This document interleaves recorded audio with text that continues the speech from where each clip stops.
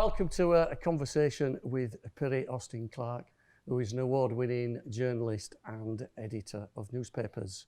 I'm your host, Ian Beasley. Piri Austin-Clarke has worked in the newspaper industry for the best part of 3 decades and has overseen, in many ways, the move from traditional ink-based press through to the digital media and web press. Having started his career in the Midlands, he moved north and he worked for the Telegraph and Argus, where he was the editor for 25 years, started in 1992. And in his period as the editor, he oversaw some of the most difficult periods in the history of Bradford and was awarded for his fair and incisive reporting of some of the issues that happened during that period of time. He was also renowned for his work in promoting charities that were based in the community and health, and he is also instrumental in the saving of Bradford City Football Club from extinction. After 25 years at the TNA, he became the group editor of the newspapers which covered such things as the Craven Herald and the Ilkley Gazette.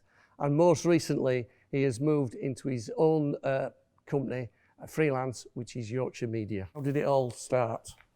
Well, I suppose I better confess to start with that I'm not a Bradfordian and not even a real Yorkshireman, to be honest. I was born in Wolverhampton, but moved up to Leeds at the age of 5 or 6 with my father, who was HR director for Yorkshire Post newspapers for 26 years, actually, so till he retired.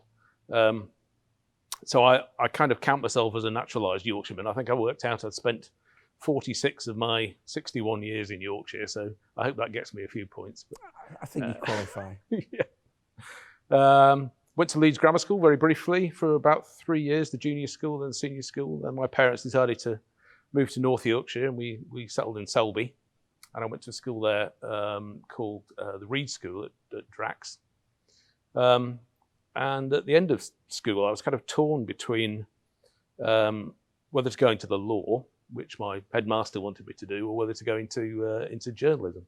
And I compromised and thought, well, I'll take a law degree and then decide at the end of the degree which way I want to go. But then my head was an ex-Cambridge Blue at cricket, and I was quite a good cricketer, and he wanted me to follow in his footsteps. So he persuaded me to take the Oxbridge entrance exam, which in those days meant staying on at school for 6 months and doing interviews and exams to get into the university. And I had to get a level of available grades before that, and I missed it by 1 point, I think. So I had a decision to make. I either took a gap year and tried again, or got on with life. And I liked the idea of earning money, so I went straight off to college. I got a place at the National Council for the Training of Journalists course at Darlington. And that was a 1 year, and I was lucky enough to get straight from there on to an evening paper in Coventry, the Coventry Evening Telegraph, where I stayed from 1978, I think, till 84. During that time, I had a variety of different jobs, but I worked as deputy entertainments editor for a while. I was the jazz correspondent, bizarrely.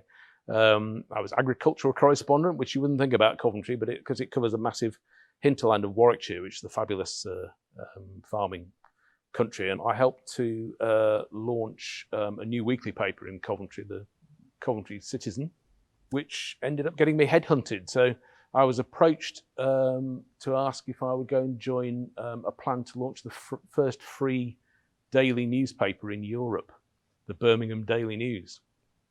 And it sounded quite exciting, the idea of putting out a top quality newspaper free through people's letterboxes.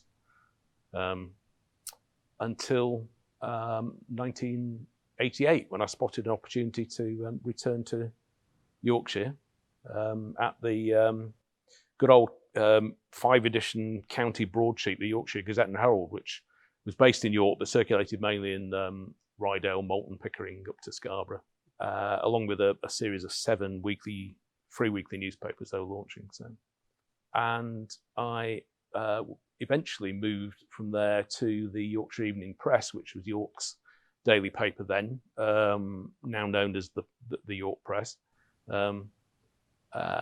as deputy editor there. And I was quite happy to sort of settle down and get to grips with York with a view to, one day perhaps becoming the editor over there. And then out of the blue, I was asked if I would interview for the Telegraph and Argus editorship job. I jumped at the chance. Big city newspaper, one of the fantastic reputation, one of the best in the industry. I happened to be one of the youngest ever editors in the Westminster Press group at that time. One of the daily, I think I was 33, and it was the youngest daily newspaper editor they'd ever appointed. So that's why I look still quite young now, despite 25 years editing for TNA. And yeah, I stayed there for 25 years. And then in 2014, they asked me to become group editor for all the Yorkshire titles before I decided that 25 years was a nice round number, and it was perhaps time to have a crack at something else, which I'd always wanted to do, run my own company and try a different career. So I launched a company called Yorkshire Media Partners, which is a PR communications media company. The opportunity came up to tender for the Bradford Business Improvement District, Bradford bid. I applied for that. I was, I think, one of 10 tenders that were put forward, and luckily, I think my local knowledge won out. I got involved with that, and we ran a very successful campaign for the bid to be voted in for the first 5 years, and spend £2.5 million of money raised from levy-paying businesses in the city centre to improve and develop city centre and bring in more visitors and improve the look and the feel and the quality of the city centre. Would I be right in saying that you're probably the last of the traditionally trained journalists, where you started, where it would have been going out on a notebook, coming it back, having it hot metalled, a deadline for the presses to run, going out with a photographer? It was probably a completely different industry when you started to what it is now. Yeah, absolutely. And I think I'm probably not one of the last, because I know people who are older than me who are still knocking around in the newspaper industry and still managing to make some sort of career and a living out of it. But I was certainly in the last of that era who produced newspapers through hot metal. And in fact, it's that hot metal process that got me excited about newspapers in the first place. And then the business has changed dramatically since then. I mean, it was in those days you were very much out and about. You lived on your contacts. It was all about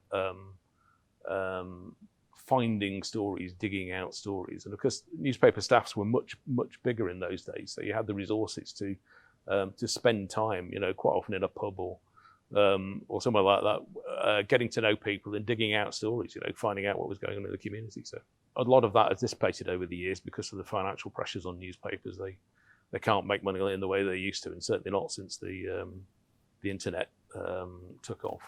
But the technology that it brought, the control that it brought into journalists' hands as well, because for such a long time, newspapers were very much beholden to a heavyweight industrial process to get out onto the streets. When they brought in desktop publishing technology, it was certainly a lot easier and a lot quicker to produce newspapers, and it gave the editorial department more control on the finished product. You were not beholden to somebody putting the lines of type together in the right order, or the sort of industrial accidents that I saw where newspapers were, a page of a broadsheet newspaper was produced within what they called a form, which is a metal frame, which used to be locked off at the corner when all the type and all the pictures were in place. But they used to be pushed around on trolleys around the departments. And I've seen a few occasions where somebody's gone to push the trolley around to make a proof of the page, and they've missed the handle and hit the plate, and the entire newspaper has gone straight over the floor. So thousands and thousands of pieces of type that had to be remade all over again to get the paper out. The development of the internet is one.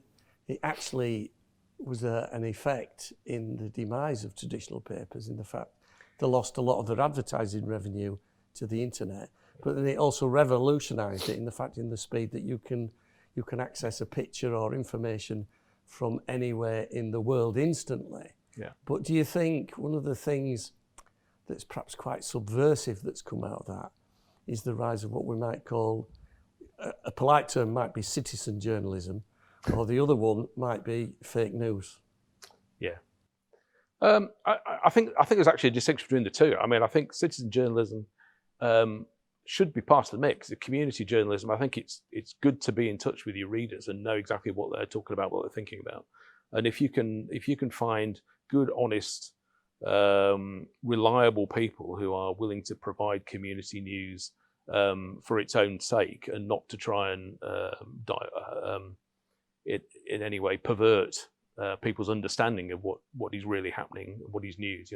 Too much of that is based on rumor and gossip, and often malevolent rumor. It's mischief making, trouble making, and worse, quite often for quite pernicious reasons. I think the jury's out still on the internet. I think the World Wide Web has brought us, has opened up fantastic opportunities for so many people. It's opened up the world to people, and in that, it's been a fantastic force for good. I think weighed against that is that it's pretty uncontrollable, and for that reason, it's caused quite a lot of damage in terms of the dissemination of false and fake news and deliberately inaccurate news. Yeah, I think that's. I read recently an article about saying that if it was printed in an established newspaper, you could actually look at that and you could establish who reported, who spoke to who verified what. The problem with a lot of news that's put onto various social platforms, you've no idea where it's come from. Exactly. You've no idea if it's changed. Yeah. And as such, like that, it's a bit of a double-edged sword, isn't it? Yeah. No, I mean the message today is very, very much only trust verifiable sources, and whatever you might think about local newspapers, even national newspapers, about political agendas and bias, for the most part, they are reliable, genuine. Their material is based on genuine sources, genuine information. It's tried and it's tested. They sort the wheat from the chaff. They look out for falsehoods, and they test and taste them to make sure that they don't get into print. Traditional newspapers, traditional media, generally, obviously some have political agendas, but even then, they will tend to present facts and only facts, and they've got to be verifiable. The vast majority of internet gossip and rumor is not based on fact. It's based on opinion. It's based on people's ideas. Sometimes they can be accurate ideas and they can be good ideas, but if you haven't tested and verified, checked them, you cannot afford to take things on face value. And the pandemic is a prime example of how dangerous that can be.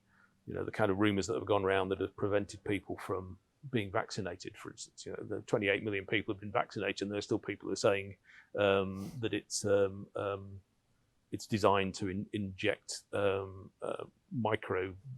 From Bill Gates. Yeah, exactly. Yeah, into so people's we can all do blood. Excel spreadsheets. Yeah.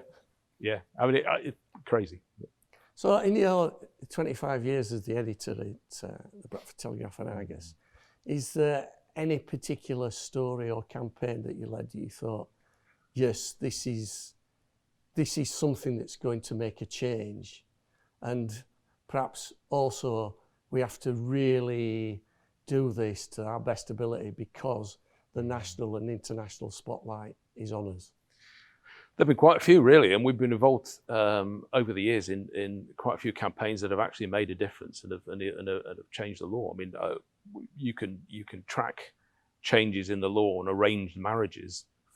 forced marriages as opposed to arranged marriages directly back to a series of articles that we published, which really made politicians sit up and notice exactly what was going on. And it was part of a wider campaign, but coming from Bradford, people noticed it. People took notice of it, and it did make a difference, and the law was changed as a result of that.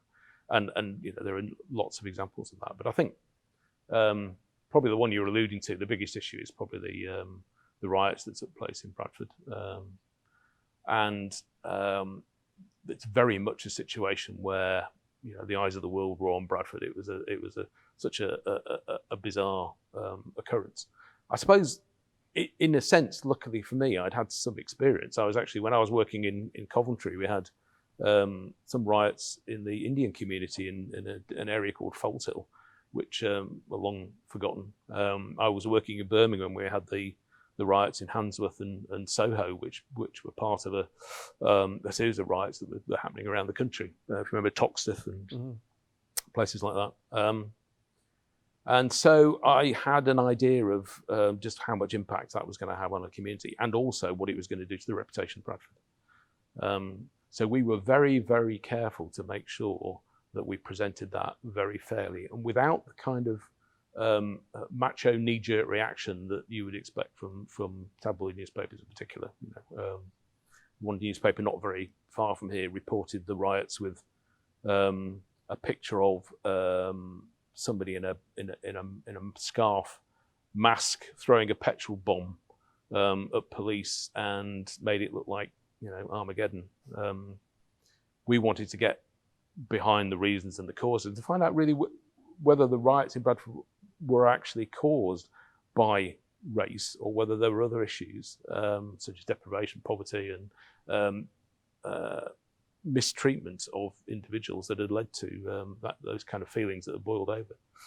And there were, you know, as we all know, lots of reasons behind both the riots. But you know, the first riots, our front page carried a picture of a group of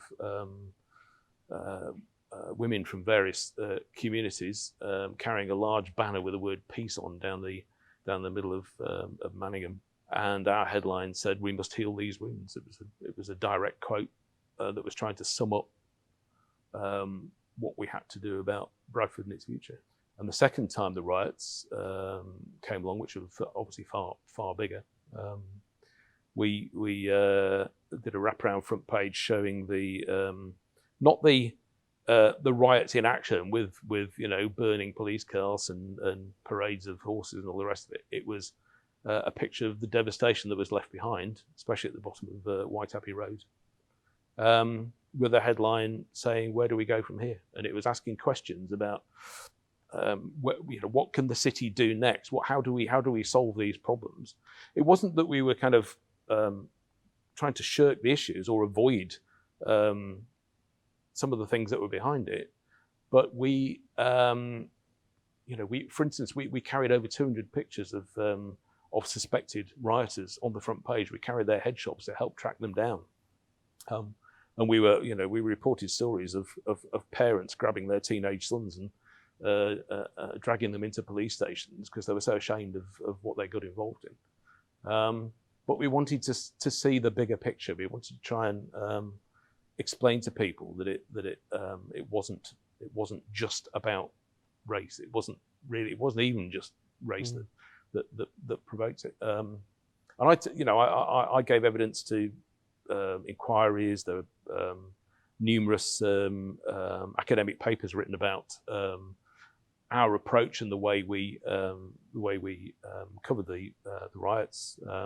We were lucky enough to be awarded a national award from the Commission for Racial Equality for our fair and balanced reporting, first of three, as it happened in the end, because the aftermath obviously went on for years, and we won 2 more awards from the same organisation. And people like Lord Ouseley and Trevor Phillips, who followed him as chair of the CRE, beat a path to our door to ask us, what do we do about it? And could you explain to us what it was all about and how we do something about it? So that's a measure of how important regional newspapers can be. Yeah, but I think there's that importance with that, the integrity of the reporting and the fairness of it. But also I think one of the other things which is a great judge of a good regional newspaper is what they actually put back into the community. Yeah. And certainly under your editorship,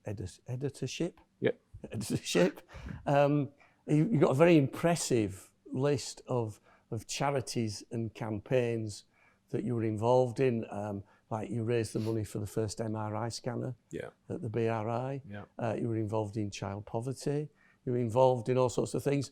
And then the other one, which is very close to my heart, is your strong involvement with saving Bradford City Football Club from going out of business. Yeah, I think we worked very closely with Bradford City Supporters Trust on that, and of course, the idea of Bradford City disappearing was horrendous. And we, what we tried to do was rally the troops, rally the city behind it. I think, as far as I understand it, we are the money we raised, which was over £250,000, was the highest amount of money ever raised in support of a football club by a newspaper and supporters.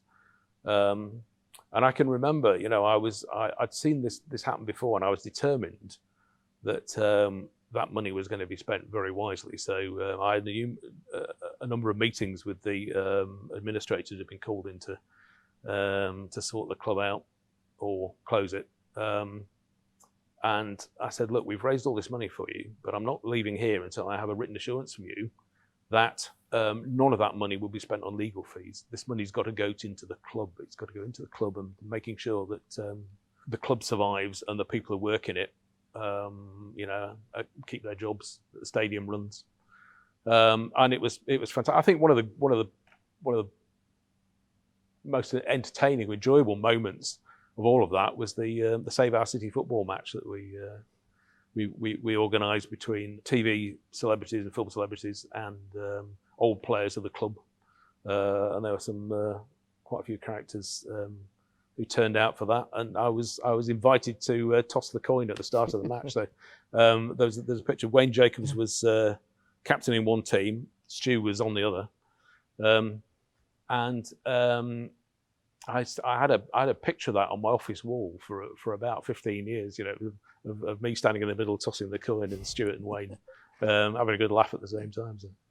So it's still one of my proudest possessions, that one. But it was a great fun appeal, but it was incredibly important for the city, and it would have been shameful if the newspaper hadn't led that appeal and helped to make that happen.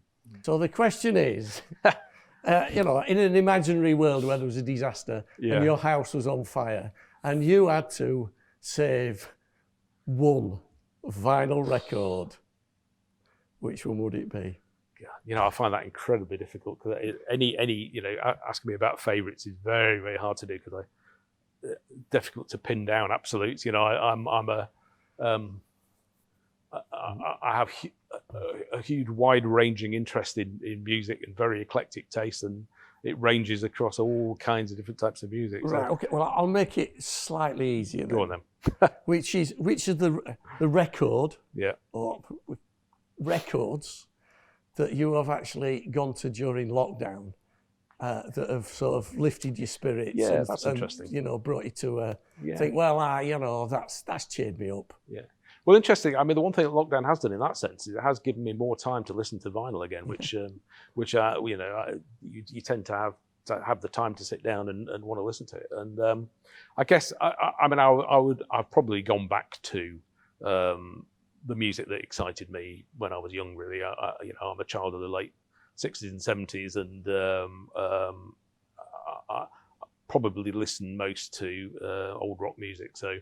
I was brought up with bands like Led Zeppelin, Deep Purple, and Pink Floyd, and I would say that my favourite band from that time, and probably the one I've gone back to listen to, is Humble Pie, and not many people watching this will know who they are. But Peter Frampton. Peter Frampton, Steve Marriott, of course, who was the most amazing. I do believe Humble Pie played the Great Hall at Bradford University. I think they probably did, actually. Yeah, I saw them in 1974 at Leeds University, actually. Is there a book that you've actually enjoyed, that you've read for the first time during lockdown, or maybe one you thought, I've got time to go back and read that and really immerse myself in it? You're going to push me back in the same direction, really, because I think, again, hugely wide varying tastes. I read a lot of history. I read a lot of factual history as well as fictional history. And some way back in my childhood at school, I read a book called Mr. Midshipman Hornblower by C.S. Forester, which sparked a lifelong interest in the Napoleonic Wars. It led to an interest in the French Revolution. and I even studied that at A level, and it struck a chord, and I've kind of military history, military fiction stuck with me. Some great authors out there: Patrick O'Brien, Bernard Cornwell, C.S. Forrester himself. You know, there's some fabulous.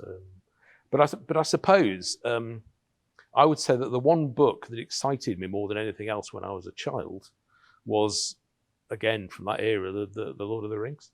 And I first read it when I was 11 years old. It just opened up this amazing imaginary world that had never occurred to me. And it lasted with me for a very long time. And it's a long book, and I've read it at least 3 times, probably 4. I haven't gone back to it through lockdown. You can't avoid it nowadays because there's so many repeats of the film, or films, I should say. If I was going to be stranded on a desert island, I'd probably choose to read that again. Yeah. And you mentioned their films. Is there a film that you've particularly enjoyed? I love classical music as well as rock music.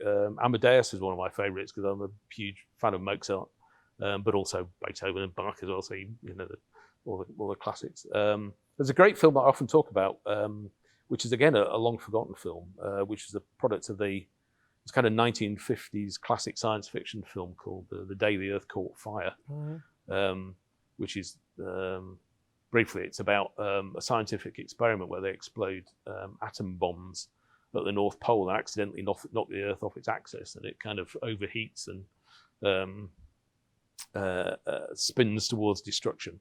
But it's all about a journalist who is telling the story of how the Earth is burning up, and how that problem is going to be solved. It is my pleasure today to inform you that the University of Bradford have awarded you an honorary doctor in recognition of your significant contribution to the social, may I even say political, life of your adopted city of Bradford. So, Perry, thank you very much and congratulations. Thank you very much indeed. Thank you. It's a huge honour, and I'm extremely proud of it. And I'm also extremely proud of the, if you like, the history that brought it about and the people who brought it about, because there have been some fantastic journalists that I've worked with over the years, some brilliant people who have helped to keep the TNA at the forefront, one of the best newspapers in the country, and